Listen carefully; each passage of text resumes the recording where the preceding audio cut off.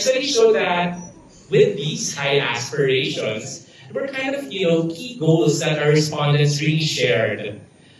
First goal, a lot of them, 73%, wanted to nurture their relationships with loved ones during their retirement. No? They wanted to spend more time with family and friends. The second thing coming from the study with 65% was to start or grow my own business. No? Who does not have a friend who has done this at retirement?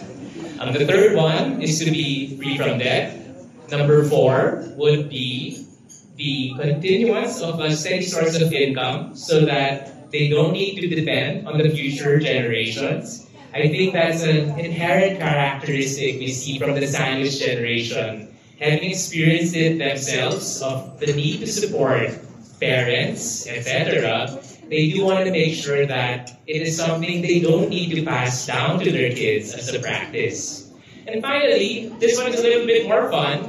To exercise or stay in shape more is another very popular goal, coming in at about 48% of the survey's respondents.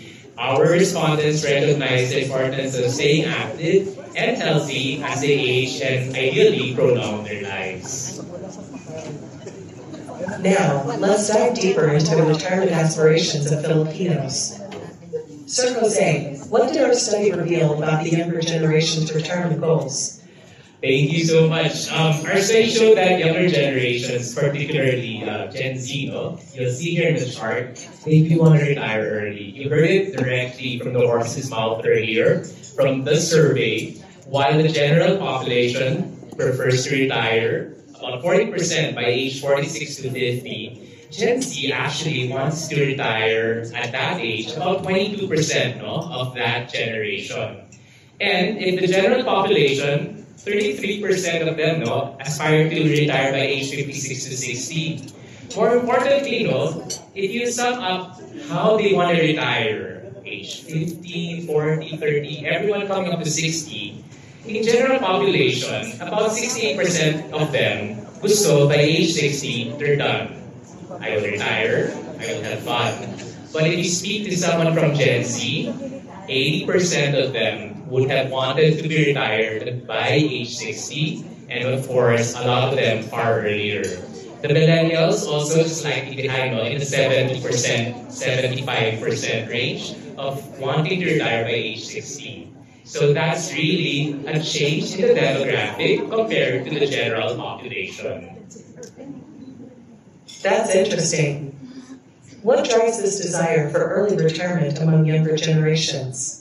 And this is really a shout out to the team who worked with the research, because I was curious as well, Aaron. It seems that the younger generations really prioritize to the left work-life balance and finding personal fulfillment. That's something that even now, when we interact with this generation, it's something we hear top of mind when they look for careers as well. Also, they want to break free from the cycle of long working hours. It's very key for the younger generations to be able to work for a place that represents their ideals, but at the same time allows them to focus and pursue their passions and their interests. Now, Sir Jose, can you share some insights on how younger Filipinos view retirement and family obligations? Sure thing, Era. So traditionally, as shown earlier, Filipinos have typically relied on a strong sense of family obligation to care for aging parents and relatives. Now, this cultural value has created a system of shared responsibility across generations, where older Filipinos typically, and this we've seen further out, especially outside of Metro Manila, older Filipinos rely on their kids for support in their later years. Having kids is sort of the retirement plan. That's a beautiful aspect of Filipino culture. However, it seems that younger Filipinos are rethinking this tradition. Can you tell us more about that? Yes, Ira, that's correct. Our study showed that a significant majority of middle-class Filipinos, 52%, really prioritize having a steady source of retirement income. They want to avoid the need that they are reliant on their kids for their futures. This reflects a growing desire to really break free from the generational cycle as part of that culture that we've always had in the Philippines of being dependent on others when you hit retirement age. Kids are really looking to achieve financial independence in old age. They want to have their own retirement income so that they're not a burden to their kids. And also, this desire for financial independence is driving retirement plans, decisions, and interests of this incoming younger generations. It's clear that younger generations are redefining what retirement means to them. They want to prioritize their own needs, pursue their passions, and maintain financial independence. That's right, Ira. This shift in mindset has significant implications for retirement planning and financial services. Exactly, Ira. No? This desire for financial independence is driving younger Filipinos to prioritize retirement planning and saving. Now, let's discuss the gap between retirement aspirations and actions. Sir Jose, what did our study reveal about this disparity? Now, this is very interesting because not just from the study, but also from the verbal sharing from the video earlier. Our study shows that while Filipinos have high aspirations for retirement, there is a considerable gap between actions and goals. The study showed that 53% of respondents were worried about having sufficient funds actually to sustain their retirement, considering inflation, our foreseen expenses.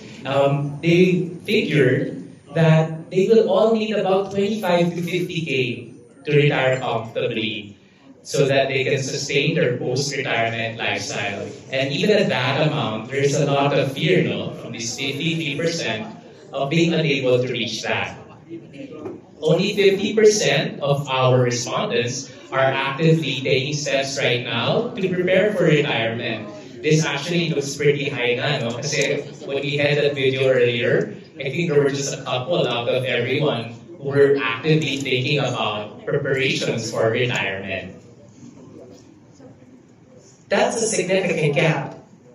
What are the barriers to effective retirement planning among Filipinos?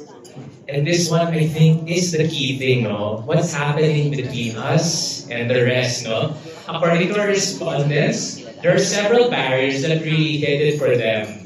The first barrier is the immediate needs over long-term goals. Really, no surprises here, 48% of respondents, our interviewees included, have really shared that short-term financial needs come up first before long-term goals, diba? May emergency dito, tumawag si tita, needs a loan here, diba? Mother is not feeling well, we need to go to the hospital. All of those come up, and they really make it tricky to plan for retirement. Next up, and this was also alluded to by a number, procrastination and fear of the unknown. 40% of respondents in our study, they delay retirement planning because of the perceived complexity and uncertainty that comes with it.